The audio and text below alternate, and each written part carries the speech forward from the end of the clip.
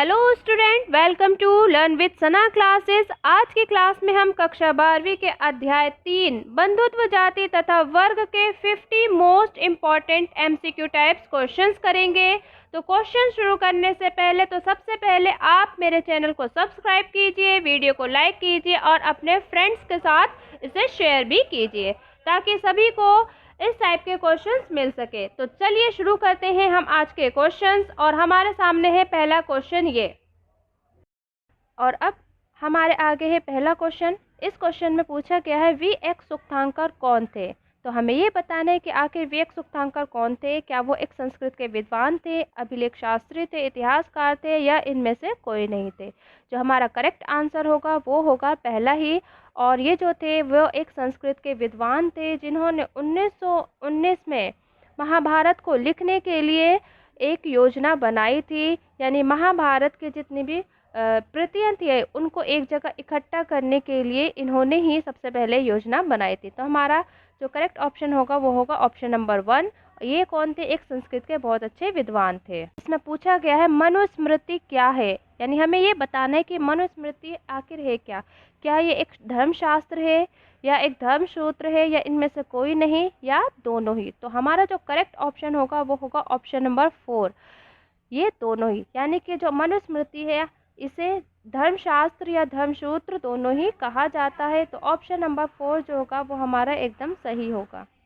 हमारे सामने अगला क्वेश्चन है मनुस्मृति क्या है। इसमें पूछा गया है कि मनुस्मृति आखिर है क्या। क्या ये एक धर्मशास्त्र है या एक धर्मसूत्र है या इनमें से कोई नहीं या दोनों ही। तो हमारा जो करेक्ट आंसर होगा वो होगा ऑप्शन नंबर 4, क्योंकि जो मनुस्मृति थी उसे हम धर्मशास्त्र या धर्मसूत्र दोनों की ही संज्ञा देते। यानी कि ये दोनों जो चीज़ें हैं वो एक ही है। या तो हम इसे धर्मशास्त्र भी कह सकते हैं या हम इसे धर्मसूत्र भी कह सकते हैं।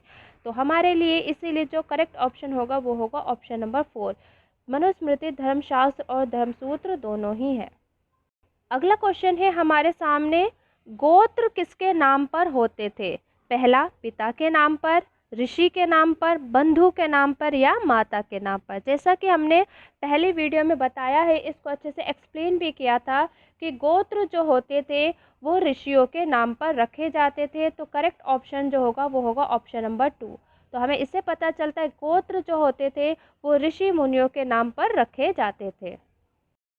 अगला क्वेश्चन है हमारे सामने। इसमें पूछा गया है विवाह के कौन से प्रकार को सबसे अधिक उत्तम माना गया है। तो हमें बताना है कि विवाह के जो हमने 8 प्रकार पढ़े हैं पहले वाली वीडियोस में, उसमें सबसे ज़्यादा उत्तम कौन से विवाह के प्रकार को माना गया है। और हमारे सामने ऑप्शन है 8वें प्रकार को, 30वें प्रकार को, पहले प्रकार को या 5वें प्रकार को। तो जैसा कि इसमें दिखाया गया है और हमारी जो पहले वाली वीडियोस थी उनमें बताया गया है जो विवाह का सबसे उत्तम प्रकार माना गया था वो था पहला प्रकार। इसे सबसे उत्तम माना गया था जिसे हम ब्रह्म विवाह के नाम से भी जानते हैं।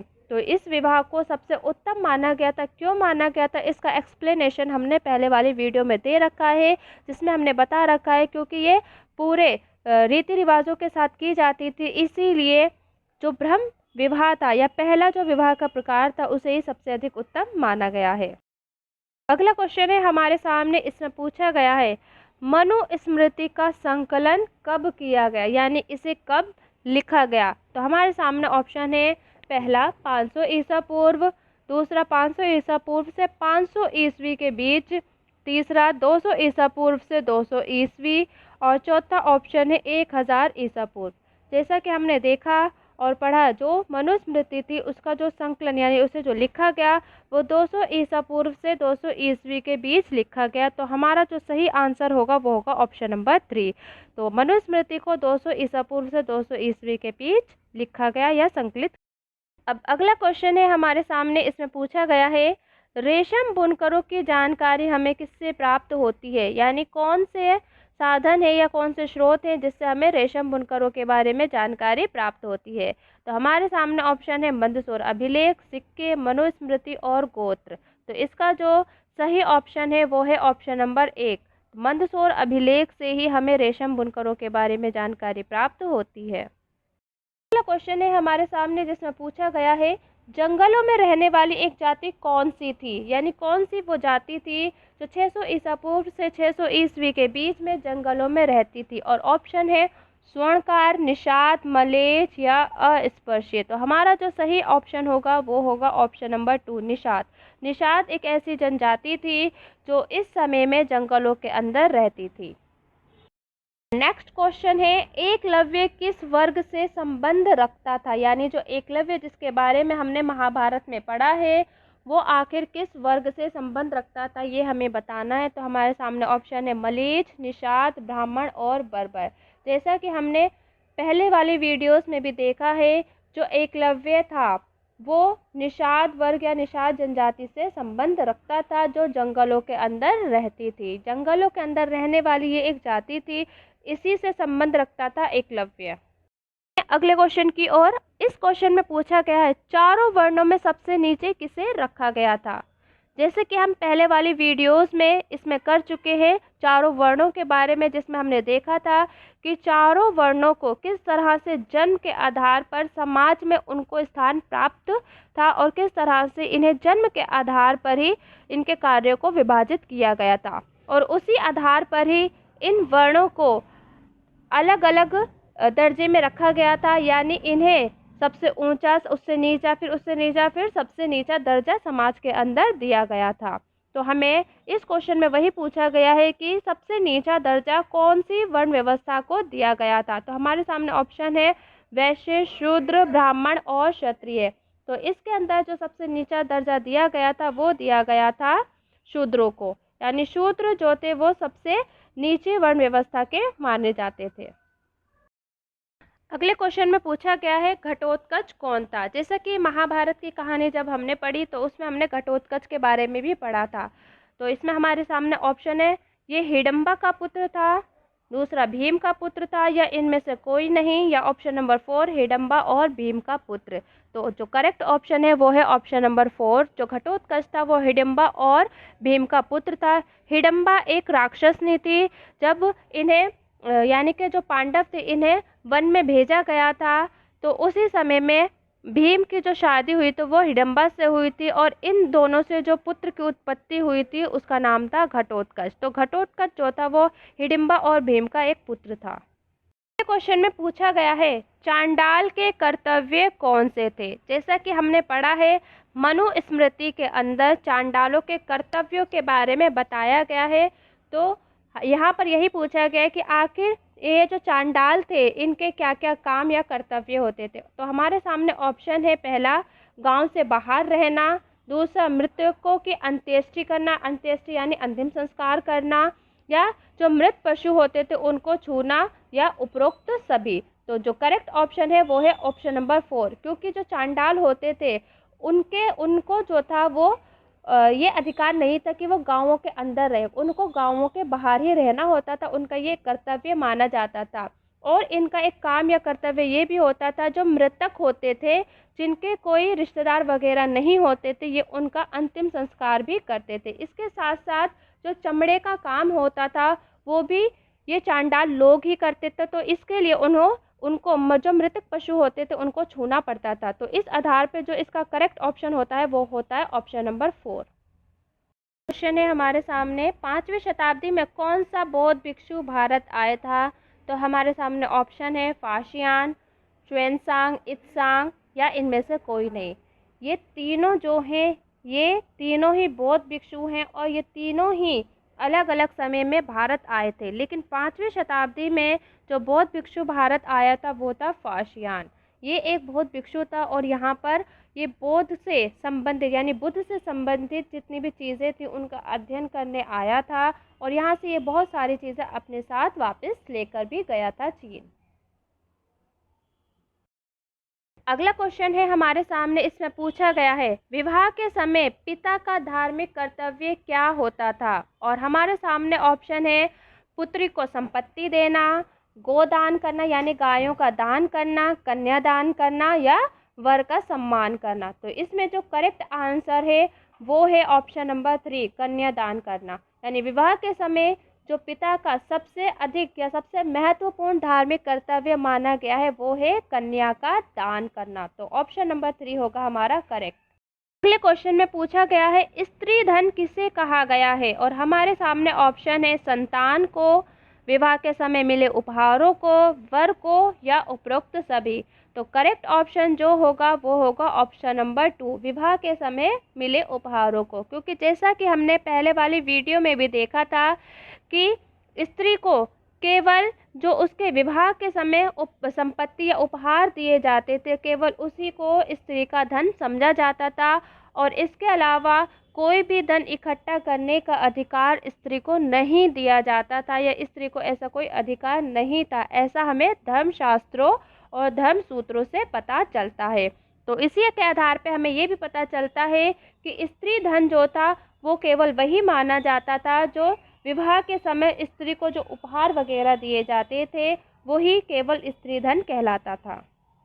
इनमें पूछा गया है शूद्रों के लिए एकमात्र जीविका क्या थी। तो हमें ये बताना है कि जो शूद्र थे, शूद्र वर्ण जो थे जिससे सबसे नीचा दर्जा प्राप्त था, उसके लिए एकमात्र जीविका क्या थी, यानी उसका जो परम कर्तव्य था वो क्या था।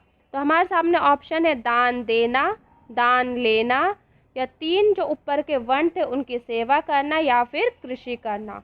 तो जो सही ऑप्शन है वो है ऑप्शन नंबर 3, क्योंकि हमने पहले भी जो वीडियोस बनाई हैं उसमें बताया, अच्छे से एक्सप्लेन भी किया है कि जो शूद्र थे उन्हें वर्ण व्यवस्था के अंदर सबसे नीचा दर्जा दिया गया था, और शूद्रों का जो परम कर्तव्य माना गया था या उनकी एकमात्र जीविका माना गया था वो ये माना गया था जो ऊपर के 3 वर्ण हैं, जैसे ब्राह्मण, क्षत्रिय और वैश्य, इन तीनों वर्णों की सेवा करना इसका परम कर्तव्य या जीविका माना गया था। तो हमारा जो करेक्ट ऑप्शन होगा वो होगा ऑप्शन नंबर 3। क्वेश्चन में पूछा गया है युधिष्ठिर और दुर्योधन किस वंश से संबंध रखते थे। तो हमें ये बताना है कि युधिष्ठिर और दुर्योधन किस वंश के थे। तो इसमें हमारे सामने ऑप्शन है पांडु, कुरु, गांधार या कौरव। जैसे कि हम पहले भी पढ़ चुके हैं कि युधिष्ठिर और दुर्योधन जो थे दोनों एक ही वंश से संबंध रखते थे, दोनों के अंदर बांधव का रिलेशन था, यानी दोनों क्या थे, बांधव थे, और ये दोनों जो थे वो एक ही कुल और एक ही वंश से इनकी उत्पत्ति हुई थी, और वो वंश था कुरु वंश, यानी दोनों ही कुरु वंश से संबंध रखते थे। अगला क्वेश्चन है हमारे सामने स्त्री और पुरुष के बीच जो सामाजिक हैसियत थी उसकी जो भिन्नता थी उसका आधार किसे माना गया था या उसका आधार क्या था। तो हमारे सामने ऑप्शन है संसाधनों पर नियंत्रण, संतानों पर नियंत्रण, स्वामित्व या स्त्री धन पर नियंत्रण। यानी हमें ये बताना है कि किस आधार पर जो स्त्री और पुरुष थे उनके बीच में भिन्नता थी, यानी समाज के अंदर या उनकी हैसियत के अंदर किस आधार पर उनमें भिन्नता आकी जाती थी, जो कि हमें धर्मशास्त्रों और धर्म सूत्रों से पता चलती है। तो जो करेक्ट ऑप्शन है वो है ऑप्शन नंबर 1, संसाधनों के आधार पर या संसाधनों के नियंत्रण के आधार पर ही जो स्त्री और पुरुष थे उनके बीच हमें सामाजिक हैसियत की भिन्नता का पता चलता है, और यही हमारे लिए मुख्य आधार है इनकी भिन्नता या हैसियत के बारे में जानने का। इस क्वेश्चन में पूछा गया है महाभारत की विषय वस्तु को कितने भागों में बांटा गया है। तो हमारे सामने ऑप्शन है 2 भागों में, 3 भागों में, 1 भाग में या 4 भागों में। तो जैसा कि हमने पहले भी पढ़ा है जो महाभारत थी उसकी विषय वस्तु के आधार पर इसे 2 भागों में बांटा गया है। तो जो करेक्ट ऑप्शन होगा वो होगा ऑप्शन नंबर 1, यानी कि महाभारत को उसकी विषय वस्तु के आधार पर 2 भागों में बांटा गया है। एक भाग है जिसे हम आख्यान के नाम से जानते हैं, यानी एक भाग को आख्यान कहा गया है और दूसरे भाग को उपदेशात्मक कहा गया है जिसके अंदर उपदेशों को रखा गया है। तो इस आधार पे हमें ये पता चलता है जो महाभारत है उसे 2 भागों में बांटा गया है उसकी विषय वस्तु के आधार पर, आख्यान और उपदेशात्मक। अगले क्वेश्चन में पूछा गया है महाभारत के पाठ में कौन सी भाषा का प्रयोग किया गया है। यानी जो महाभारत का मुख्य पाठ हमारे सामने आता है हमें ये बताना है कि उसके अंदर कौन सी भाषा का प्रयोग किया गया है। हमारे सामने ऑप्शन है प्राकृत भाषा, उपरोक्त सभी संस्कृत भाषा या पाली भाषा? तो करेक्ट ऑप्शन है हमारे सामने संस्कृत, ऑप्शन नंबर 3। तो महाभारत का जो मूल पाठ है या जो मुख्य पाठ है उसके अंदर संस्कृत भाषा का इस्तेमाल किया गया है, सभी लोग इसे आसानी से पढ़ सके, यानी जो जन सामान्य है वो भी इसे पढ़ सके, इसीलिए इसके अंदर सरल संस्कृत यानी आसान संस्कृत भाषा का उपयोग किया गया है। अगले क्वेश्चन में हमसे पूछा गया है महाभारत की जो आख्यान शीर्षक है उसके अंदर क्या रखा गया है? तो हमें ये बताना है जो महाभारत के 2 शीर्षक थे, एक आख्यान दूसरा उपदेशात्मक। तो हमें ये बताना है जो आख्यान शीर्षक था उसके अंदर कौन कौन से विषयों को रखा गया था? तो ऑप्शन है हमारे सामने कहानियों को, उपदेशों को, दोनों को या इनमें से कोई नहीं। तो जो करेक्ट ऑप्शन है वो है ऑप्शन नंबर 1। तो आख्यानों के अंदर मुख्य रूप से कहानियों को रखा गया था। अगले क्वेश्चन में पूछा गया है महाभारत के मूल कथा के लेखक कौन थे? तो सबसे पहले तो इस क्वेश्चन को समझना है हमें कि इसमें पूछा क्या गया है। इसमें पूछा गया है मूल कथा यानी मुख्य कहानी जो है, और जो मूल कथा है मुख्य कहानी है वो क्या है? 2 भाइयों के बीच युद्ध। तो हमें ये बताना है कि जो 2 भाइयों के बीच के युद्ध की जो कहानी है, मुख्य कहानी या मूल कहानी, उसे किसने लिखा है? तो हमारे सामने ऑप्शन है बीबी लाल, भाट सारथी, वाल्मीकि या वेद व्यास। तो जो करेक्ट ऑप्शन है वो है ऑप्शन नंबर 2 भाट सारथी। यानी कि महाभारत की जो मूल कहानी या मुख्य कहानी युद्ध की, उसे किसने लिखा है? भाट सारथी ने लिखा है, जो कि एक सूत थे और जो क्षत्रिय होते थे उनके साथ युद्ध के लिए उनके साथ युद्ध क्षेत्र में जाते थे। तो इन्होंने जो था इन कहानियों को मौखिक रूप प्रदान किया और बाद में ब्राह्मणों ने इस पर अपना अधिकार कर लिया और इसे लिखित रूप प्रदान किया। तो जो भाट सारथी है वो मूल कथा के लेखक माने जाते हैं। क्वेश्चन है हमारे सामने आरंभ में महाभारत में कितने श्लोक थे? तो हमें ये बताना है जब महाभारत को लिखने की शुरुआत हुई थी, इसे संकलित किया जा रहा था, तो उस समय में इसके अंदर कितने श्लोक थे? तो हमारे सामने ऑप्शन है 1 लाख से भी कम, 1000 से कम, 10 लाख से कम या 10,000 से कम। तो जो सही ऑप्शन है वो है ऑप्शन नंबर 4 10,000 से भी कम। आरंभ में महाभारत के अंदर केवल 10,000 या इससे भी कम श्लोक थे, लेकिन बाद में जब इसे एक मूल कृति या महाकाव्य का रूप दिया गया तो इसके अंदर 1 लाख से भी ज़्यादा श्लोकों को जोड़ दिया गया। यानी इसके अंदर 1 लाख से भी ज़्यादा श्लोक जो थे वो बाद में हुए। आरंभ में इसमें केवल 10,000 से भी कम श्लोक थे। तो ऑप्शन नंबर 4 हमारा होगा करेक्ट। अगला क्वेश्चन है हमारे सामने, इसमें पूछा गया है साहित्य परंपरा में महाभारत की बृहत रचना के रचयिता किसे माना गया है? यहाँ पर भी हमें क्वेश्चन समझने की ज़रूरत है। इसमें पूछा गया है बृहत रचना यानी कि जो 1 लाख श्लोकों वाली महाभारत की रचना थी उसके रचयिता कौन थे या उसके रचयिता किसे माना गया? जैसा कि हमने पहले पढ़ा है, पहले वाले क्वेश्चंस में जो मूल कथा थे उसके रचयिता कौन थे? उसके रचयिता थे भाट सारथी। लेकिन यहाँ पूछा गया बृहत रचना, तो इस बृहत रचना के जो रचयिता थे वो थे वेद व्यास। तो यहाँ पे जो करेक्ट ऑप्शन होगा वो होगा ऑप्शन नंबर 2, यानी कि जो व्यास थे, ऋषि व्यास थे, जिसे हम वेद व्यास के नाम से भी जानते हैं, वो थे इस बृहत महाभारत रचना के रचयिता। अगला क्वेश्चन है हमारे सामने, इसमें पूछा गया है भाट सारथी कौन थे? जैसे कि हमने पहले वाले क्वेश्चंस में कर लिया है कि भाट सारथी एक सूत थे जो कि क्षत्रियों के साथ उनके साथ युद्ध क्षेत्रों में जाते थे। तो यहाँ पे हमें कुछ और करने की ज़रूरत ही नहीं, तो ऑप्शन नंबर 1 होगा हमारा करेक्ट, यानी भाट सारथी कौन थे? एक सूत थे। क्वेश्चन में पूछा गया है जो कुरु थे, कुरुओं की राजधानी कौन सी थी? तो हमारे सामने ऑप्शन है गांधार, हस्तिनापुर, पांचाल या अंक। जैसा हमने महाभारत में पढ़ा ही है, जो कुरु थे उनकी राजधानी थी हस्तिनापुर। तो ऑप्शन नंबर 2 हमारा होगा एकदम करेक्ट, कुरुओं की राजधानी थी हस्तिनापुर। अगले क्वेश्चन में पूछा गया है बीबी लाल को आबादी के कितने स्तरों के साक्ष्य मिले हैं? तो हमें ये बताना है बीबी लाल जिन्होंने उत्खनन का कार्य किया है हस्तिनापुर के अंदर, जो मेरठ में, आज के मेरठ के ज़िले में मौजूद है। तो उन्हें आबादी के कितने स्तर मिले हैं? तो करेक्ट ऑप्शन जो है वो है ऑप्शन नंबर 4। ऑप्शन नंबर 4 के अंदर आंसर है 5, यानी कि जो बीबी लाल थे उन्हें हस्तिनापुर के अंदर जो आबादी थी या जनसंख्या थी उसके जो स्तर है उनके 5 स्तरों के साक्ष्य मिलते हैं। तो ऑप्शन नंबर 4 होगा हमारा करेक्ट, और ऑप्शन नंबर 4 के अंदर है 5 आबादी के स्तर।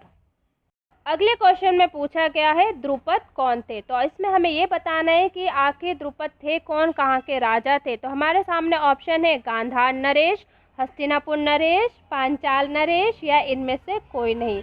तो जो करेक्ट ऑप्शन है वो है ऑप्शन नंबर 3। जो द्रुपद थे वो थे पांचाल नरेश, यानी पांचाल जो क्षेत्र था वहाँ के राजा थे द्रुपद, और इन्हीं की कन्या थी कौन?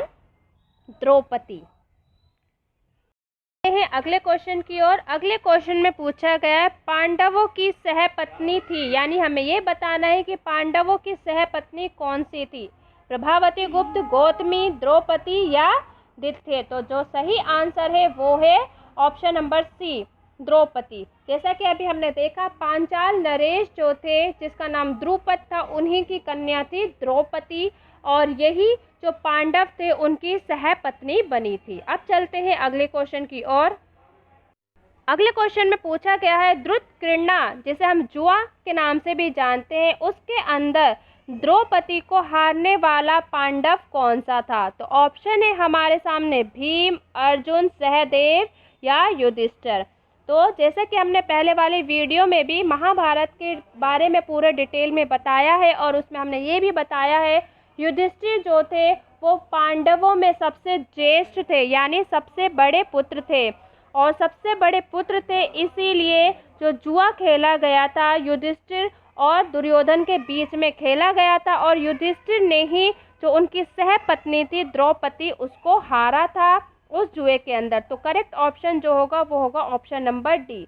तो युधिष्ठिर थे जिन्होंने अपनी या सहपत्नी जो थी द्रौपदी उसको उस खेल के अंदर या जुए के अंदर हारा था। अगला क्वेश्चन है हमारे सामने पांडवों को द्रुत क्रीडा यानी जो जुआ था उसके लिए किसने आमंत्रित किया था? तो हमारे सामने ऑप्शन है नकुल, शकुनी, धृतराष्ट्र या दुर्योधन। तो जो करेक्ट ऑप्शन है, जैसे कि हमने अभी इससे पहले वाले क्वेश्चन में पढ़ा था कि युधिष्ठिर को दुर्योधन ने जो कौरवों के सबसे बड़े भाई थे उसने आमंत्रित किया था। तो यहाँ पे करेक्ट ऑप्शन होगा दुर्योधन। दुर्योधन ने ही पांडवों को इस द्रुत क्रीडा यानी कि जो जुआ था उसके लिए आमंत्रित किया था। अब चलते हैं अगले क्वेश्चन की ओर।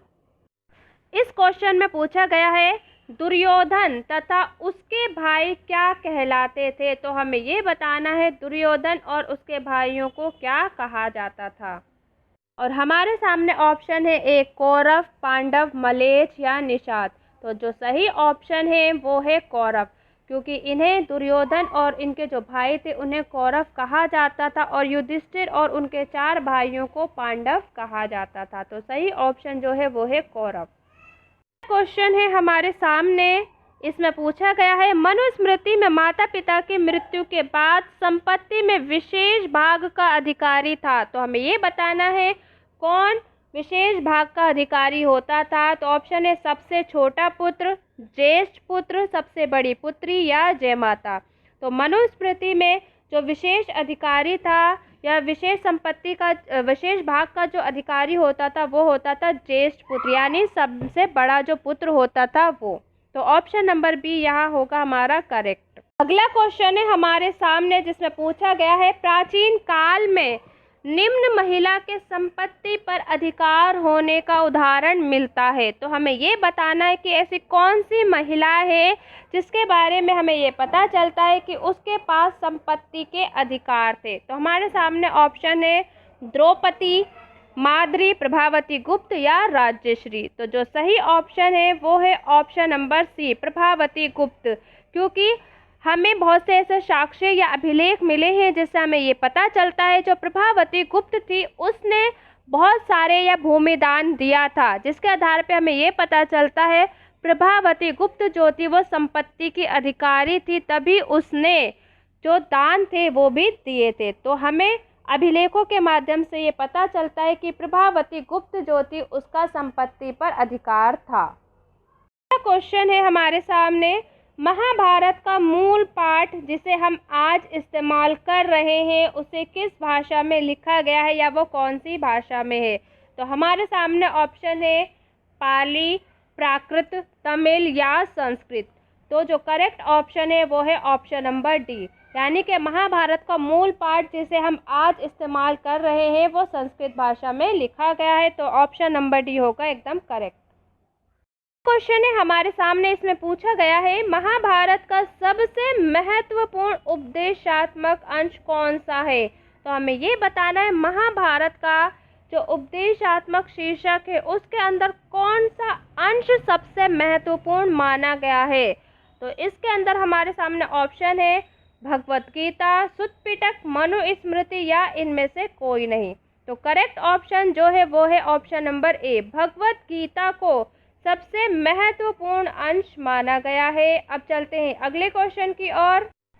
इस क्वेश्चन में पूछा गया है परंपरा के अनुसार महाभारत के लेखक माने जाते हैं। तो हमें ये बताना है कि परंपरा के अनुसार किसे महाभारत का लेखक माना गया है, और हमारे सामने ऑप्शन है महर्षि वाल्मीकि, महर्षि वेदव्यास, महर्षि विश्वामित्र या बीबीलाल। और जो करेक्ट ऑप्शन है वो है ऑप्शन नंबर बी, महर्षि वेदव्यास को इसका लेखक माना जाता है। अब क्वेश्चन में पूछा गया है प्राचीन काल में अधिकतर राजवंश निम्न प्रणाली का अनुसरण करते थे। तो हमें ये बताना है कि प्राचीन भारत के अंदर जितने भी राजवंश थे वो कौन सी प्रणाली जो थी उसे मानते थे। तो हमारे सामने ऑप्शन है मातृवंशिकता, पितृवंशिकता, भातृवंशिकता या उपरोक्त सभी। तो जो करेक्ट ऑप्शन है वो है ऑप्शन नंबर बी, पितृवंशिकता, क्योंकि आज भी यहाँ पर जो वंश प्रणाली है वो पितृवंशिकता ही मानी जाती है और पहले भी यही मानी जाती थी। और महाभारत के अंदर इस पितृवंशिकता प्रणाली को और भी अधिक बल मिला, क्योंकि महाभारत के अंदर जब पांडवों की जीत हुई तो उसके बाद ही ये तय किया गया कि जो आदर्श होगा, समाज का जो आदर्श होगा वो पितृवंशिकता के आधार पर ही होगा। तो हमारा ऑप्शन नंबर बी होगा एकदम करेक्ट। अगले क्वेश्चन में पूछा गया है पुत्रियों के संदर्भ में पिता का महत्वपूर्ण धार्मिक कर्तव्य था। तो हमें ये बताना है कि पुत्री के लिए पिता का सबसे महत्वपूर्ण धार्मिक कर्तव्य क्या था, और ऑप्शन है अंतर्विवाह, संपत्ति में अधिकार देना, कन्यादान या उपरोक्त सभी। जैसा कि हम पहले भी पढ़ चुके हैं धर्मशास्त्रों और धर्म सूत्रों के बारे में, और उसमें बताया गया है जो पिता होता था उसका सबसे महत्वपूर्ण धार्मिक कर्तव्य जो माना गया था वो था कन्यादान। तो ऑप्शन नंबर सी हमारा होगा यहाँ एकदम ठीक। तो जो कन्यादान था वो पिता का सबसे महत्वपूर्ण धार्मिक कर्तव्य माना गया था। क्वेश्चन है हमारे सामने, इसमें पूछा गया है सबसे महत्वपूर्ण धर्म सूत्र या धर्म शास्त्र है। तो हमें ये बताना है कि सबसे महत्वपूर्ण धर्म सूत्र या धर्म शास्त्र किसे माना गया है, और हमारे सामने ऑप्शन है मनुस्मृति, महाभारत, ऋग्वेद या इनमें से कोई नहीं। जैसा कि हम देख रहे हैं मनुस्मृति ये एक धर्म सूत्र या धर्मशास्त्र था, महाभारत एक महाकाव्य है और ऋग्वेद ये तो वेद है ही। तो जो करेक्ट ऑप्शन है वो है ऑप्शन नंबर ए, जिसे हम धर्म सूत्र या धर्मशास्त्र के नाम से जानते हैं, और यही सबसे महत्वपूर्ण धर्म सूत्र या धर्मशास्त्र माना गया है। क्वेश्चन आता है हमारे सामने, इसमें पूछा गया है गोत्र का आधार क्या था, यानी किस आधार पर गोत्र का नाम रखा जाता था। तो हमारे सामने ऑप्शन है पिता का नाम, किसी वैदिक ऋषि का नाम, माता का नाम या राज्य का नाम। और जो करेक्ट ऑप्शन है वो है ऑप्शन नंबर बी, यानी वैदिक ऋषि के नाम पर ही या वैदिक ऋषि को ही आधार माना गया था गोत्र का। क्वेश्चन है हमारे सामने, इसमें पूछा गया है बहुपति प्रथा प्रचलित थी। तो हमें ये बताना है कि जो बहुपति प्रथा थी वो किसके बीच में प्रचलित थी, और हमारे सामने ऑप्शन है कौरवों में, पांडवों में, सातवाहनों में या उपरोक्त सभी। तो इसका जो करेक्ट आंसर होगा वो होगा ऑप्शन नंबर बी, पांडवों में, क्योंकि जो पांडव थे इनकी एक ही पत्नी थी जिसका नाम था द्रौपदी। यानी 5 भाई थे जो थे पांडव और उनकी एक सहपत्नी थी द्रौपदी। तो जो बहुपति प्रथा थी वो पांडवों के बीच में प्रचलित थी, यानी एक स्त्री के कई पति। यहाँ पे यही पूछा गया है, तो ऑप्शन नंबर बी होगा पांडव। अगला क्वेश्चन है हमारे सामने, इसमें पूछा गया है जाति व्यवस्था में पहला दर्जा प्राप्त था। तो हमें ये बताना है जाति व्यवस्था के अंदर पहला दर्जा किसे प्राप्त था। और ऑप्शन है हमारे सामने शूद्रों को, क्षत्रियों को, वैश्यों को या ब्राह्मणों को। और जो करेक्ट ऑप्शन है वो है ऑप्शन नंबर डी, ब्राह्मणों को जातीय व्यवस्था के अंदर पहला दर्जा प्राप्त था। अगले क्वेश्चन में पूछा गया है जातीय व्यवस्था में सबसे निचला दर्जा प्राप्त था। तो हमें ये बताना है जो सबसे निचला दर्जा था वो किसे प्राप्त था, अस्पृश्यों को, वैश्यों को, क्षत्रियों को या इनमें से कोई नहीं। और इन ऑप्शंस के अंदर जो हमारा करेक्ट ऑप्शन है वो है ऑप्शन नंबर ए, अस्पृश्यों को सबसे निचला दर्जा दिया गया था समाज के अंदर। क्वेश्चन में पूछा गया है शास्त्रों के अनुसार केवल निम्न जाति के लोग ही राजा हो सकते थे। तो हमें ये बताना है कि शास्त्रों के अनुसार कौन सी जाति को राजा होने का अधिकार दिया गया था। तो जो करेक्ट ऑप्शन है वो है ऑप्शन नंबर सी, क्षत्रियों को राजा बनने का अधिकार दिया गया था शास्त्रों के अनुसार। अगले क्वेश्चन में पूछा गया है शास्त्रों के अनुसार केवल क्षत्रिय ही राजा हो सकते थे, निम्नलिखित शासक इसका अपवाद हैं। यानी इस धारणा का जो अपवाद करते हैं कि केवल क्षत्रिय ही राजा हो सकते थे, वो कौन से राजा थे। तो हमारे सामने ऑप्शन है शुंग, कर्ण, सातवाहन या उपरोक्त सभी।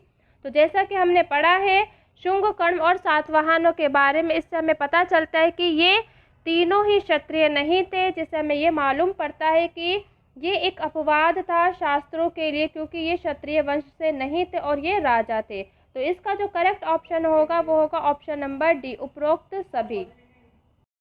अगला क्वेश्चन है हमारे सामने निम्न शासक अंतर्विवाह पद्धति का पालन करते थे। तो हमें ये बताना है कि कौन से शासक थे जो अंतर्विवाह पद्धति का पालन करते थे, यानी गोत्र के अंदर ही जो विवाह करते थे। तो हमारे सामने ऑप्शन है सातवाहन, पांडव, भोर या इनमें से कोई नहीं। और जो करेक्ट ऑप्शन है वो है ऑप्शन नंबर ए, सातवाहन। सातवाहनों के बारे में या हमें उनकी पत्नियों के नाम से ये पता चलता है कि ये जो सातवाहन थे वो अंतर्विवाह पद्धति को मानते थे। क्वेश्चन में पूछा गया असंस्कृत भाषी शक लोगों को क्या कहकर हे दृष्टि से देखा जाता था। तो हमें ये बताना है कि जो लोग संस्कृत भाषा नहीं बोलते थे उन्हें जो शक लोग थे वो क्या कहकर बुलाते थे। तो हमारे सामने ऑप्शन है निषाद, मलेच्छ, वणिक या उत्तर। और जो करेक्ट ऑप्शन है वो है ऑप्शन नंबर बी, मलेच्छ। यानी जो लोग संस्कृत भाषा नहीं बोलते थे उन्हें शक लोग मलेच्छ कहकर बुलाते थे। अगला क्वेश्चन है, इसमें पूछा गया मृच्छकटिकम नामक नाटक का लेखक कौन था। तो हमें ये बताना है मृच्छकटिकम जो नाटक था उसे किसने लिखा था। और हमारे सामने ऑप्शन है शूद्रक, विशाखादत्त, कौटिल्य और मेगस्थनीज। तो इसका जो करेक्ट ऑप्शन है वो है option number A, Shudraka. Shudraka ही मृच्छकटिकम नाटक का लेखक था। क्वेश्चन है हमारे सामने, इसमें पूछा गया है महाभारत में श्लोकों की संख्या लगभग कितनी है। तो हमें ये बताना है आज के टाइम में महाभारत के अंदर कितने श्लोक हैं। तो हमारा सामने जो ऑप्शन है वो है 20,000, 1 लाख, 1 लाख से भी अधिक या 50,000। तो जो सही ऑप्शन है वो है ऑप्शन नंबर सी, क्योंकि आज महाभारत के अंदर 1 लाख से भी ज़्यादा श्लोक है। तो ऑप्शन नंबर सी होगा हमारा करेक्ट। अगला क्वेश्चन है हमारे सामने, इसमें पूछा गया है महाभारत के युद्ध में विजयी हुए। तो हमें ये बताना है कि महाभारत का जो युद्ध हुआ था उसमें किसकी जीत हुई। तो हमारे सामने ऑप्शन है पांडव, मौर्य, कौरव और सातवाहन। और जो करेक्ट ऑप्शन है वो है ऑप्शन नंबर ए, पांडव। पांडवों की महाभारत के अंदर जीत हुई और उसी के बाद जो पितृवंशिकता थी उसको समाज का आदर्श माना गया था। तो आज हमने थर्ड चैप्टर के 50 से भी ज़्यादा MCQ टाइप्स क्वेश्चन किए हैं।